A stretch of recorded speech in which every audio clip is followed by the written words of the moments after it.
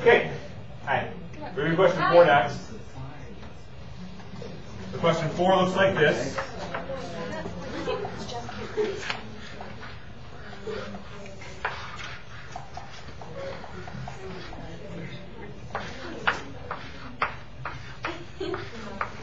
Most of you correctly identified the brightness of the bulbs. This is very nice work. The brightness would have gone 1 is greater than 2 is greater than 3, which is equal to 4.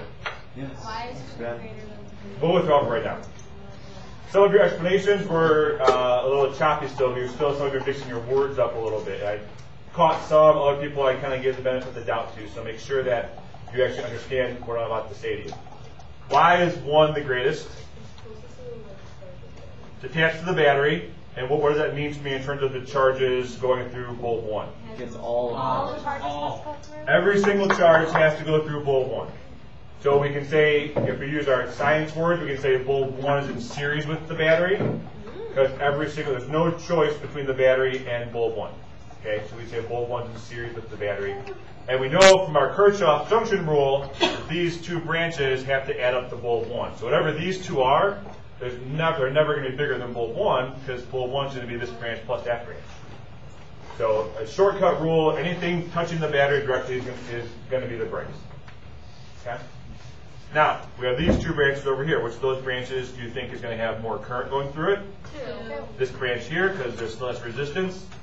Because, let me ask you this, say I label these points A, B, C, and D. How will the voltage drop from A to B compare with the voltage drop from C to D?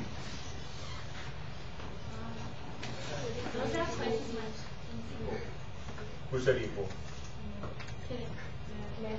Matt, why? Because when it gets to bulb B, It has to be at 0 here. This bulb maybe used, if this was a 5-volt battery, this bulb here used up 3. Then the charges are going to pick either that path or this path. So both of those paths better use up 2 volts. Right? So these voltage drops are equal across those 2 paths. What does voltage drop mean? How much energy it loses on each branch? So on this branch, this one uses all 2 volts by itself. Over here, maybe these will each only use 1 volt individually, but the sum down that way is 2 volts. We're making our loops again.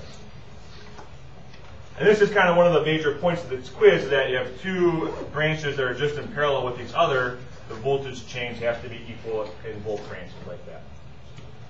And then we can use our Ohm's law to prove why the current's more. This is the same V in both branches, more resistance over here. So bulb 2 would have a greater current. I mean, with that bulb's gone, that's the same as the first question, right? And then 3 and 4 are equal. Question? Anything not sitting well in your brain? This is the data has. Taking lots of time. It's fine. I didn't know. I didn't necessarily know if people were going through that. So I would, don't feel bad about it. So If you did. I didn't. Good. So, Colleen. so the brightness is reflective on the voltage? Or Current. Current. In this case, since all the bulbs were calling the same, it would be reflective of the voltage also. But if they were different bulbs, we would say it's the current that we're looking at. Brightness equals current. Yes. Or intensity. All right, number 3. Full of good ideas. Hello. Hello, internet. Yeah, because Jeff, you can't understand what Jeff wrote, I think. Jeff, we got point off because your writing is invisible. Wow. We didn't call him out. Well, it's a 0.1 deduction, and Okay, we have now this circuit here with the switch in it.